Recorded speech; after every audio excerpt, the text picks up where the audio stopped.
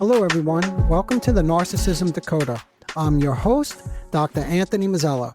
Today, we're joined by a truly special guest, someone whose personal story and professional insight into trauma and healing are both powerful and deeply inspiring.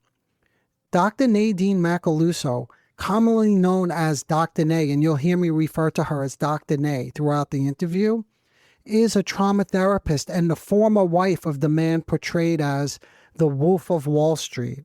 For those who aren't familiar with the story, Dr. Nae endured a tumultuous and abusive marriage.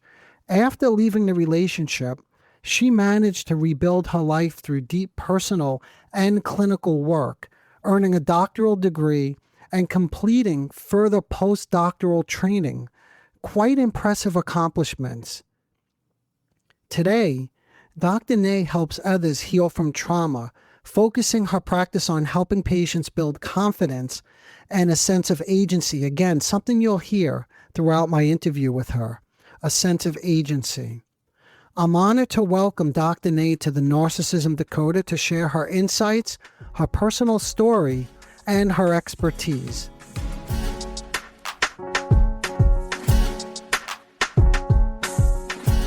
Welcome, Dr. Nae. It's great to have you here on the show. Thank you so much for having me. I look forward to our conversation today. Likewise. So let's just jump right into it.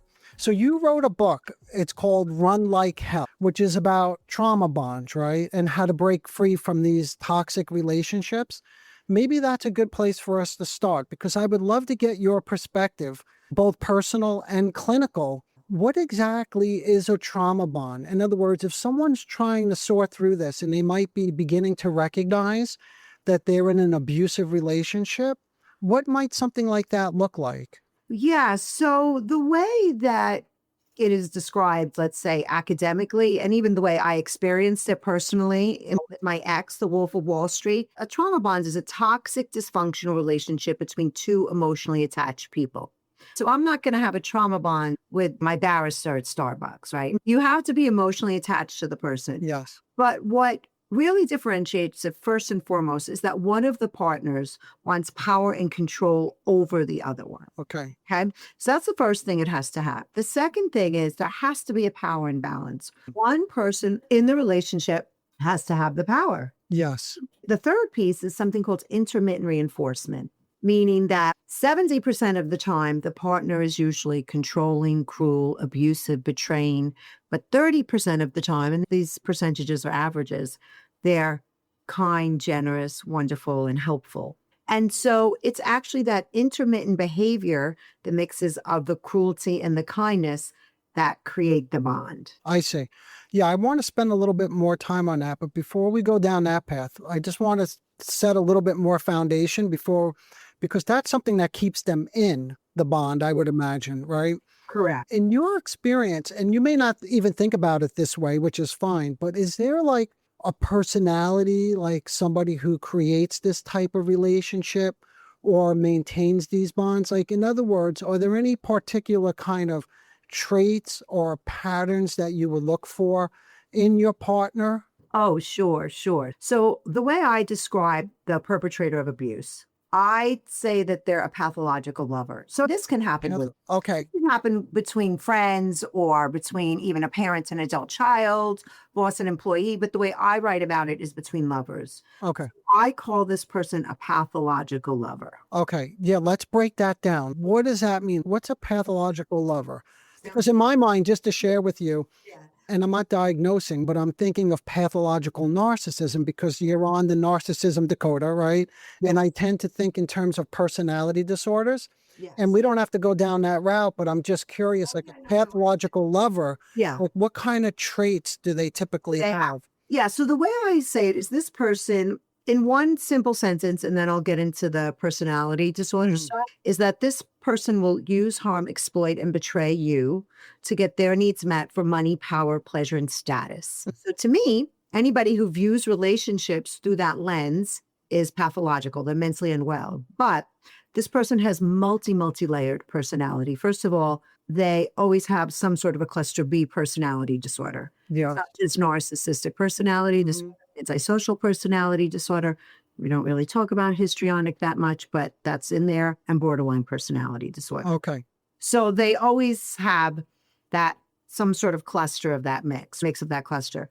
But the way I also take it is one level further is I consider them a dark tetrad individual, meaning that the dark tetrad is an umbrella term that describes individuals that have malevolent intentions. Oh. Yeah. And underneath that term is narcissism, psychopathy, Machiavellianism, and sadism. Yes. They all don't have all of those subclinical traits of those personalities that I mentioned. It's intersprinkled, like it's all sprinkled together. But then they also have usually a compulsive process disorder, like sex or gambling. They're usually highly impulsive. They can have a mood disorder, such as bipolar or depression, and they can have substance abuse. So again, they all don't tick off 8 of those, but at the core of this personality is antagonism. In fact, they're even thinking of calling the dark tetrad the antagonistic tetrad because they are hostile, deceitful, callous, selfish, entitled, sometimes grandiose. Yes.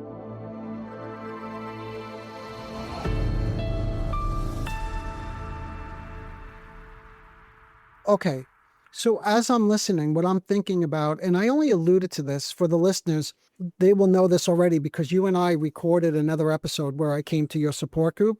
Yes. By the time I released this, that would have already been released. And in there, I mentioned malignant narcissism, but we didn't really get into it. But from a lot of the traits that you just mentioned are reminiscent of malignant narcissism, which is just a sort of, we could call it like a subtype, like a type of narcissism, but one that's very different.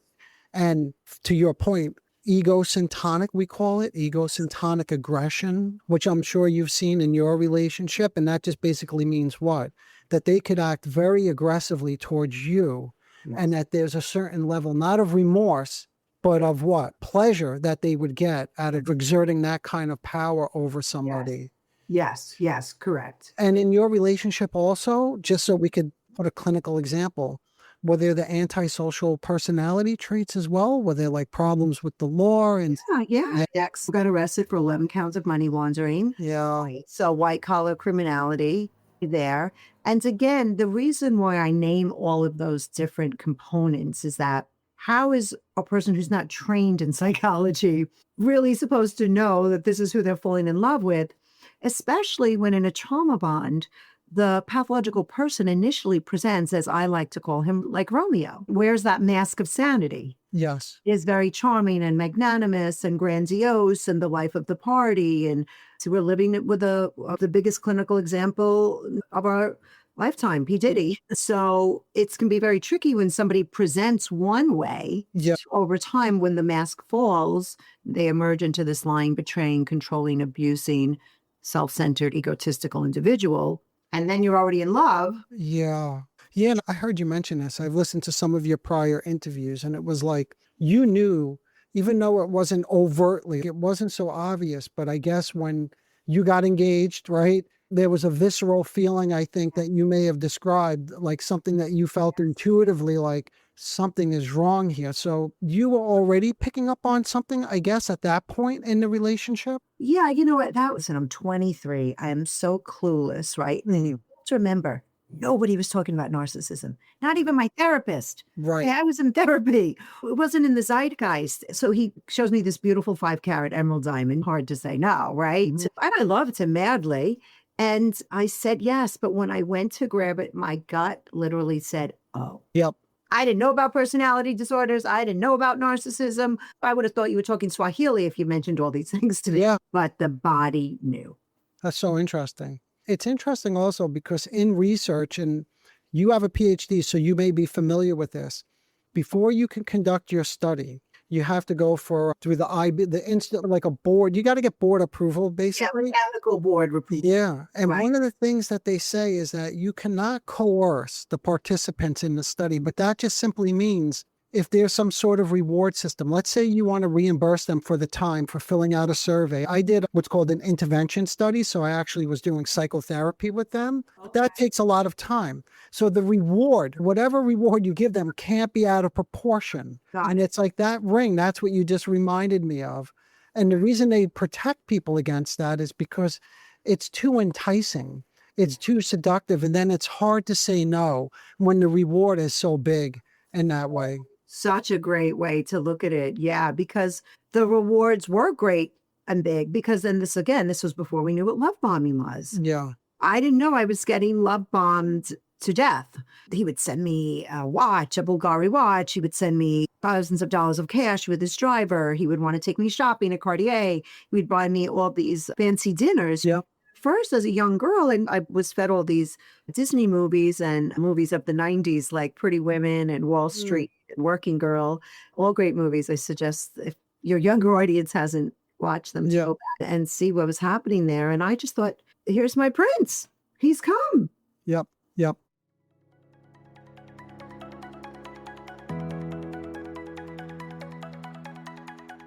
And this is great. This is so helpful because anybody listening, it's like, even though this has become more like common knowledge today, like you even have the phrase love bombing, Right. but it's like such an over exaggeration. We could even say that. So if anybody listening is unclear whether this is, I'm doing air quotes, love, or if it's something else, the question is, are they over exaggerating your level of importance, your traits? Yes. If they are, like, you are so amazing, you are so wonderful, we had the best weekend ever, right? Yes. You can only imagine or assume. There's an old saying that devaluation follows idealization, like the moon follows the sun. In other words, as important as you are, Yes. it's a matter of time. They're going to exaggerate the other side, and then you're going to be dismissed and of no value.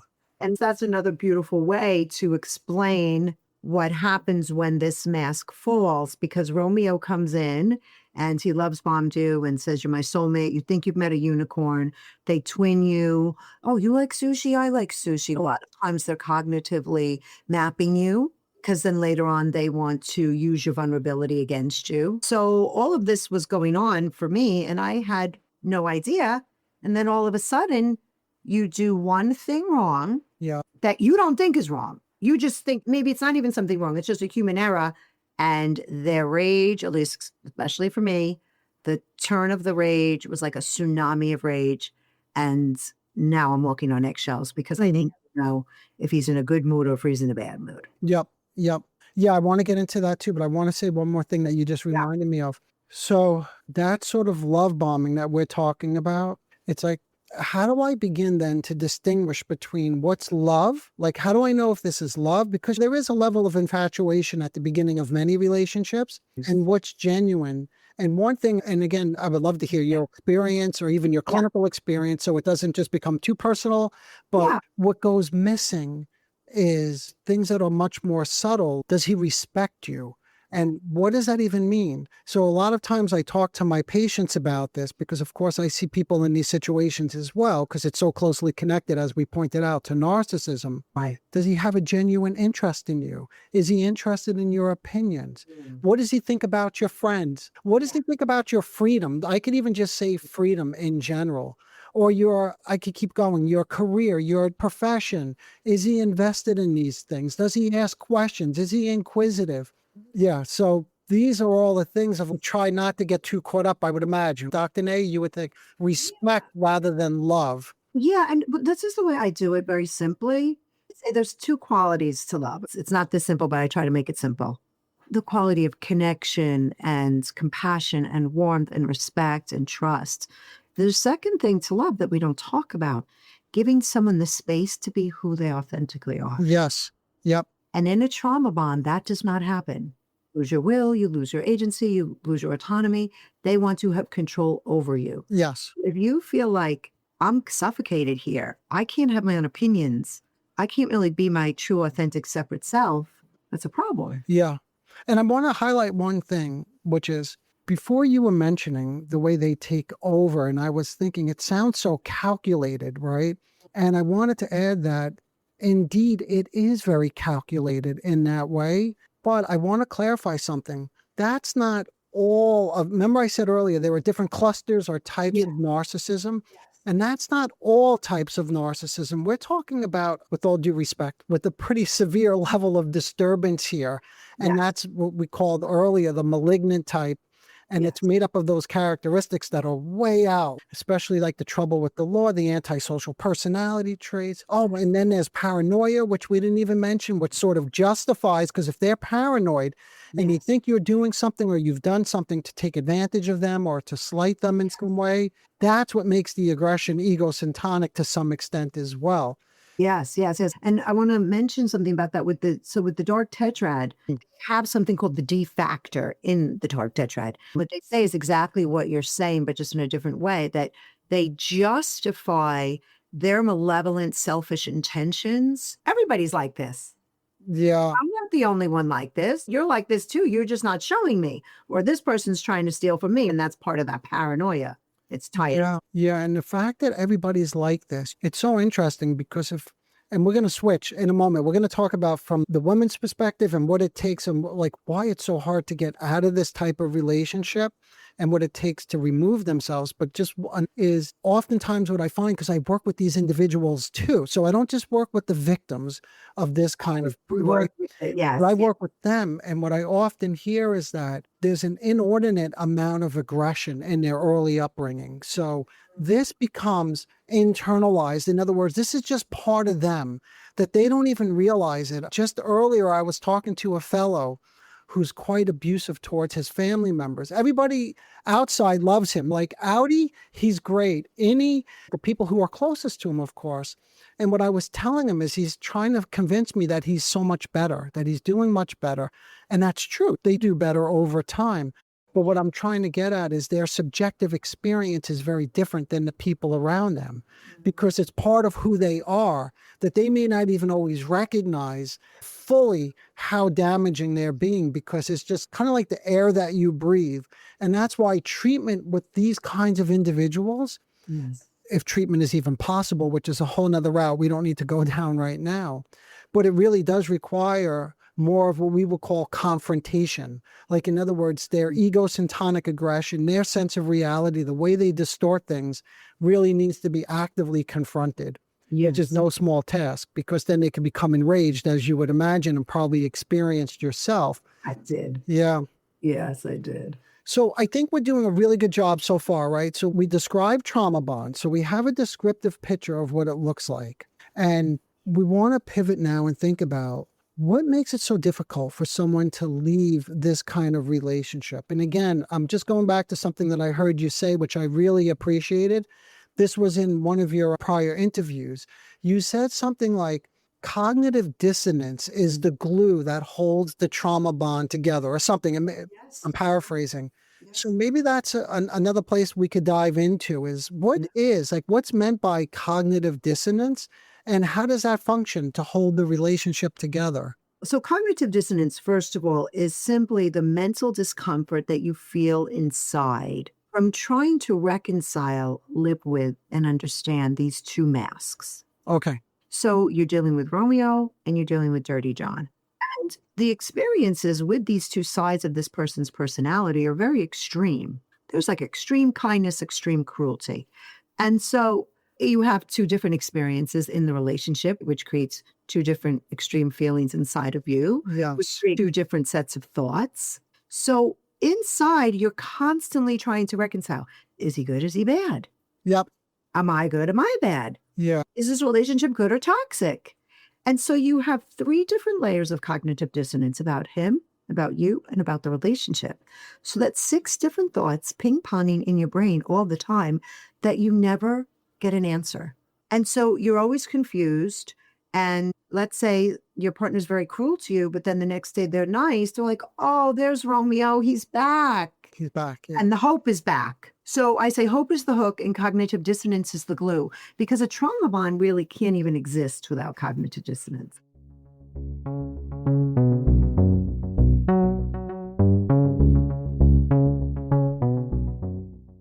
So there's this immense, in my field, we call this internal conflict, like psychic conflict that's going on. Psychic conflict, yeah. And I guess for some reason, which we should talk about, instead of resolving this conflict, they choose attachment. In other words, they choose the relationship because we're talking about how they get stuck in it, right? And also I think how we get stuck in it is because I've really been giving this a lot of thought.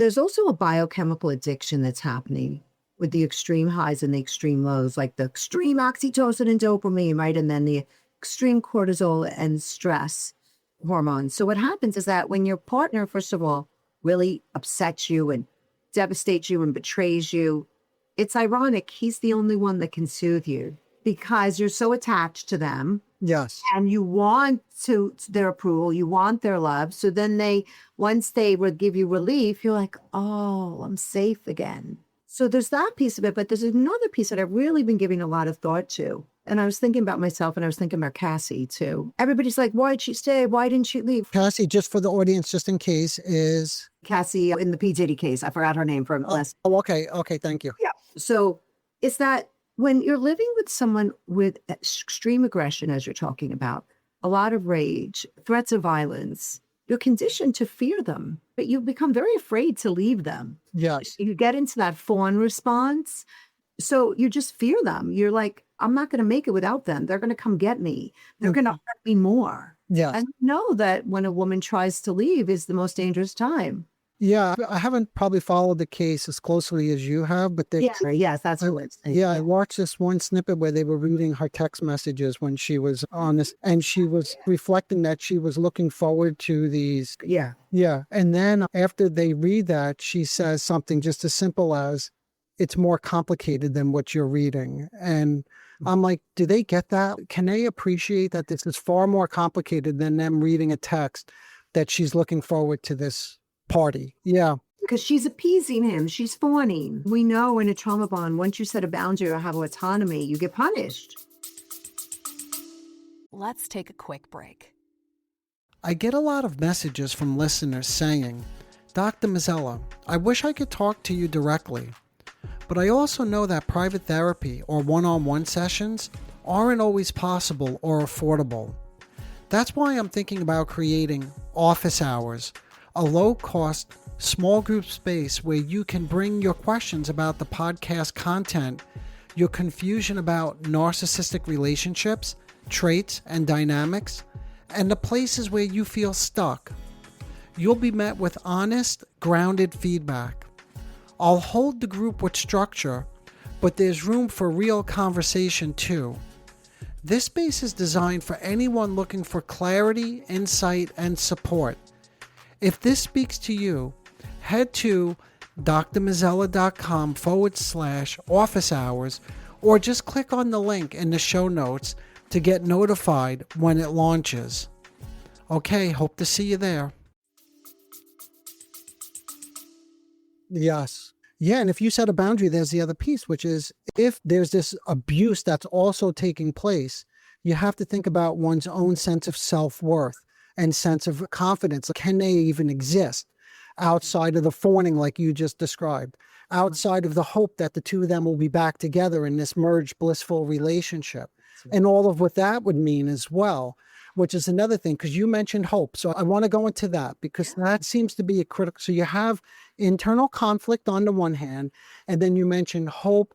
So can you talk a little bit more about the hope? What are they hoping for? And I imagine, and I might be thinking a little too psychodynamically, but whatever they're hoping for, of course, is not just about the reality that he's going to behave in a certain way, maybe like he did at the beginning of the relationship, what you mentioned a few moments ago, but they're really looking for something. Like, maybe you could speak to that a bit? Yeah, I think let's say at surface level, right? If we but we can go into the unconscious, which I love. They're looking for that initial blissful love bombing time. Okay. Which was probably an illusion anyway. Yes, right? That's right. Yeah. So when he's very cruel, and then they get that little drop of niceness, they're like, oh no, it wasn't all fake. It's real. But I know we talked about this, about also some unconscious. Yeah. Yeah. And we don't have to go into the details of it now, but I just wanted to get your perspective on the hope and what you're thinking more is in lines of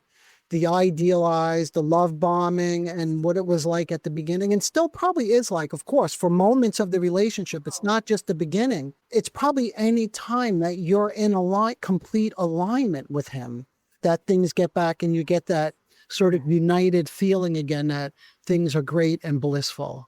That's right. Yeah. Oh boy. So we have a lot going on, and then they're hoping And that's when they become captivated again, I guess, by the promise, right? Yes. That there's this level of togetherness, there's this level of acceptance. That's the illusion that they're being truly seen and recognized. And this is what they're waiting for. And this is in part what keeps them stuck. Yes. Okay. All right. So maybe this is a good place we could pivot because we're thinking now about what keeps them stuck.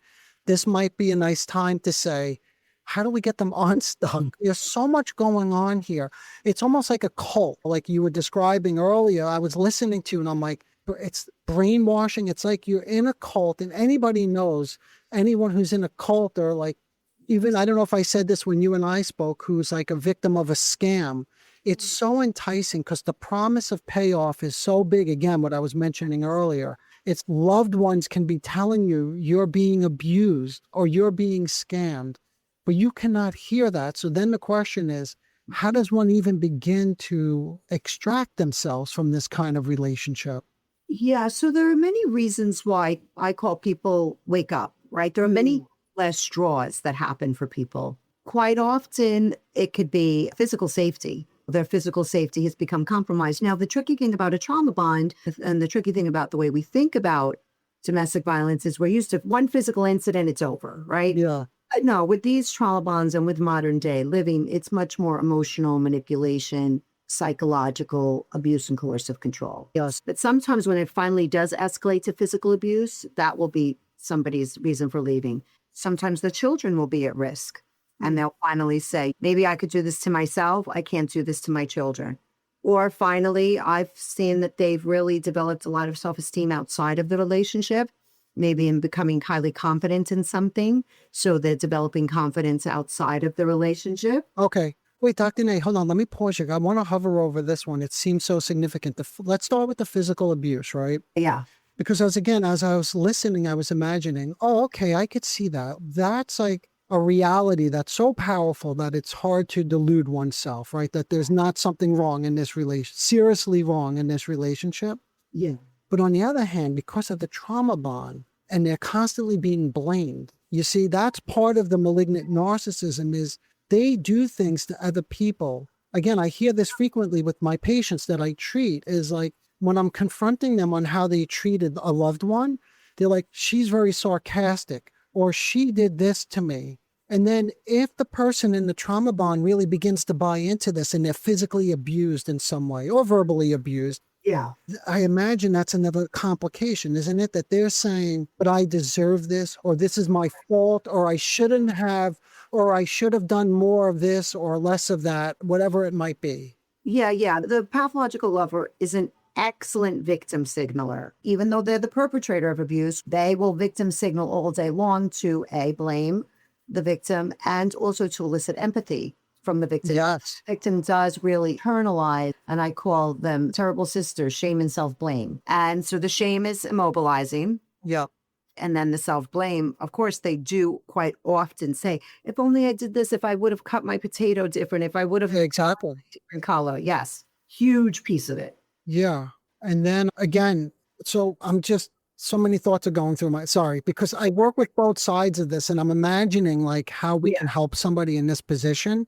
Yeah. So from the guy's perspective, and I won't use this language with my patients, but this is what I'm conveying. Yeah. If he's upset because his feelings were hurt or that she did something to him, Yes. it's what world are you living in? Like you think that justifies your behavior because your feelings were hurt? Like I understand, like I can convey a level of understanding that their feelings were hurt, but the feelings being hurt and the actions, and these are actions, even if it's verbal abuse, this is punching over, all of these things are actions that you're taking. Correct. So that's the first step, like from that perspective with the man, let's just say man for prototypical example.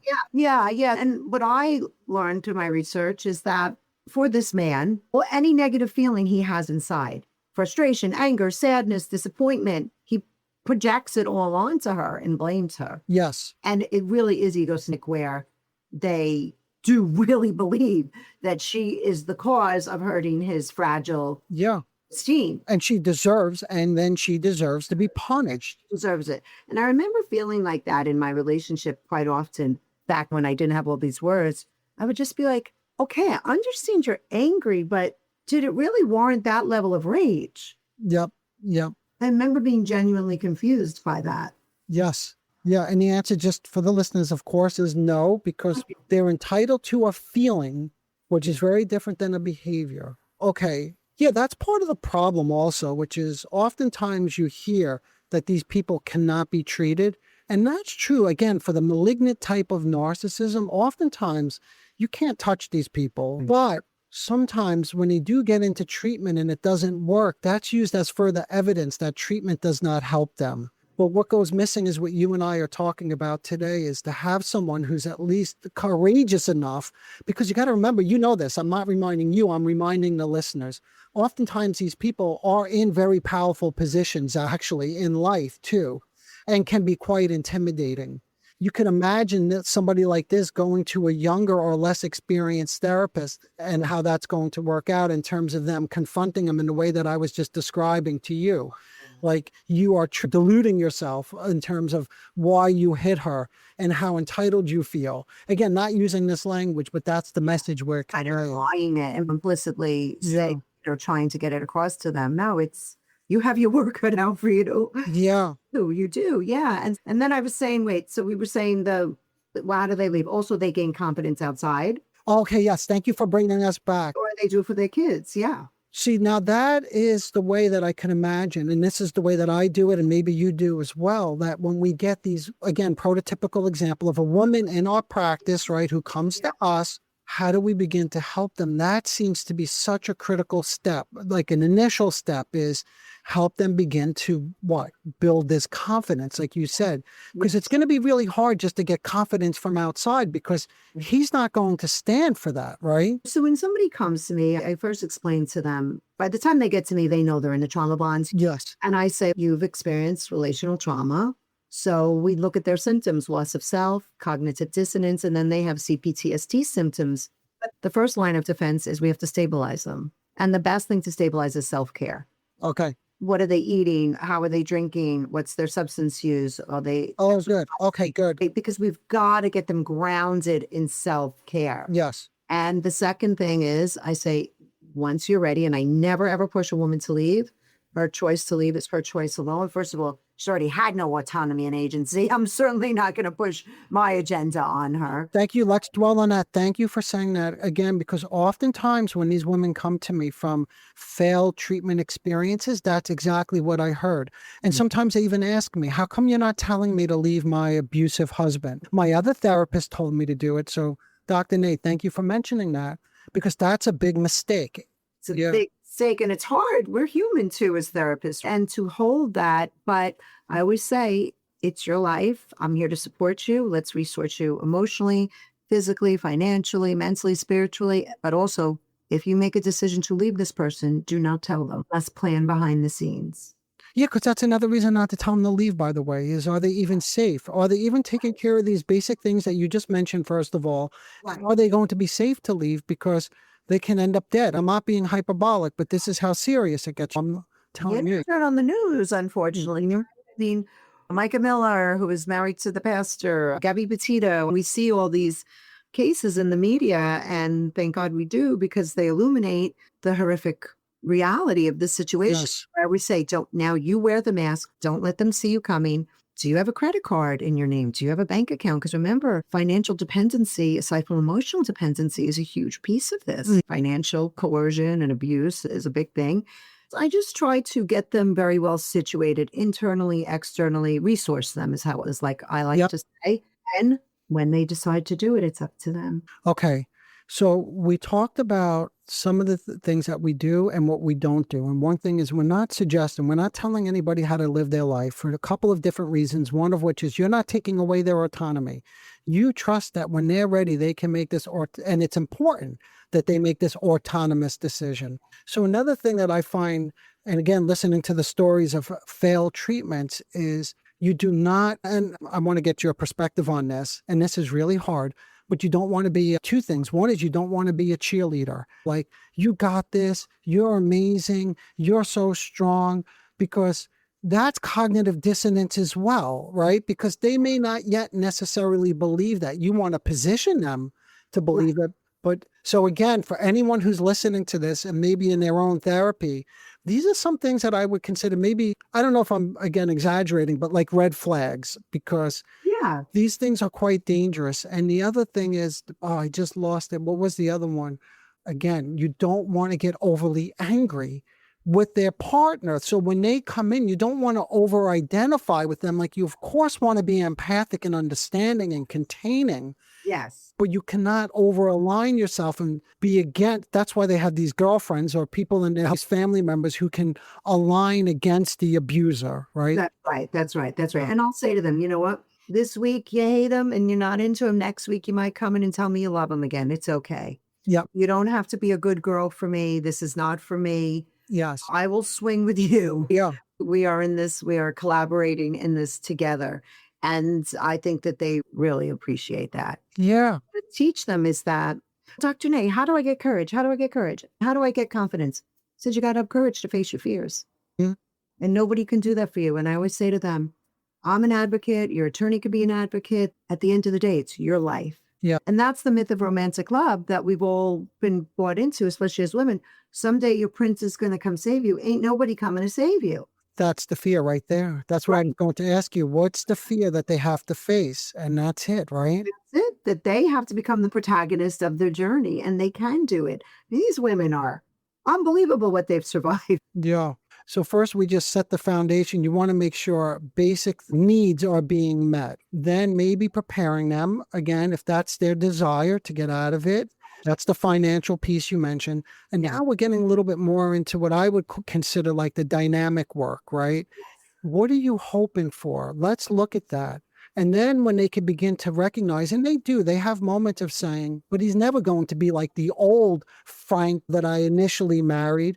My girlfriends are telling me he's not going to behave that way again. So then it's okay. So what are you actually hoping for? What are you looking? If it's not about Frank, let's get into that. And then I'm holding that and exploring that with them. And that's when we start to get into the illusion and facing fears and the fear that what? That this was going to be my salvation, that this was the guy who was finally going to make me feel whole. And that doesn't exist in this world. And that's hard to acknowledge because now we're into what we call mourning or grief. Yeah. We talked about that, the Melanie Klein, the depressive. Oh, yes, that's right. Yeah. Yeah. Yeah. One of your participants asked an astute observation about depression or mourning. Yeah. Because that's the hard part about stepping into adulthood, is Mhm. the naive wishes of a child. I'm holding that people are good and bad. Love is hard and wonderful. Yes. It doesn't have to be hard like a trauma bond. That's dysfunctional. And realizing that at the end of the day, our lives are up to us. Yes. All right. What else? What didn't we cover? So we spoke about what keeps them stuck, right? We spoke about cognitive dissonance. We spoke about hope. And then we talked about it from two perspectives. The man, right? Like help change and the man. And now we're talking about it from the woman. Again, in this prototypical example. Yeah. Or did we leave out, Dr. Nae?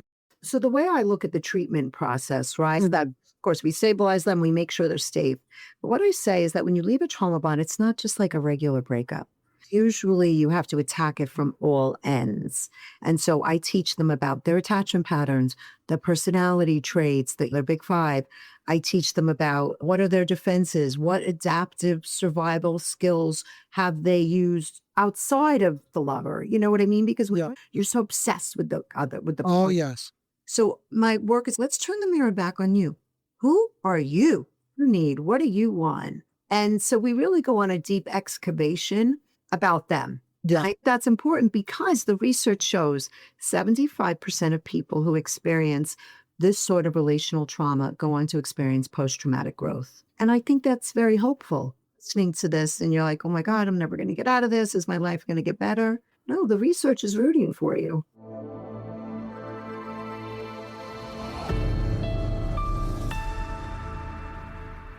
When you're leaving a cult, you're not thinking straight. That's a traumatic situation in and of itself, is just leaving the cult, because the cult offers things Like, in other words, you were safe, even though you were not safe. I don't mean, but I mean, like you knew what was what and what to expect when you Right. had this way of thinking. And you didn't really even have to think because the cult thinks for you, right? The abuser thinks for you. So now you enter into this whole world of uncertainty and it's scary, right? And you have to learn to think. So these are all part of the things that go on, by the way, in a good treatment process of somebody who's in this kind of relationship is we're starting to develop all of those things along the way so that when you do eventually leave, Yeah. and you made this point earlier, Dr. Nae, you have a much better foundation. You're more prepared You're for much the extraction. Yeah. Yeah. And I remember when I was leaving and I was like you were saying, like I was so confused because they literally have mind control over you. Yeah. So starting to reconnect to your mind. And I remember my mother said to me with her British accent, Nadine, just when you think you're losing your mind, you might be regaining it. Yeah. That's a nice way to end it. So we'll hold off on. I want to thank you so much, Dr. Nae, for coming in. I feel so fortunate to have had 2 opportunities with you now to really hear about the way that you think about these things and how you're helping so many people get through this really difficult time in their life. So thank you again for that. Oh, thank you so much for having me. And if I come to New York City, I'll let you know. We could grab a slice of pizza. Oh, that would be wonderful. I look forward to it. All right. All right. Okay, everybody. Bye for now.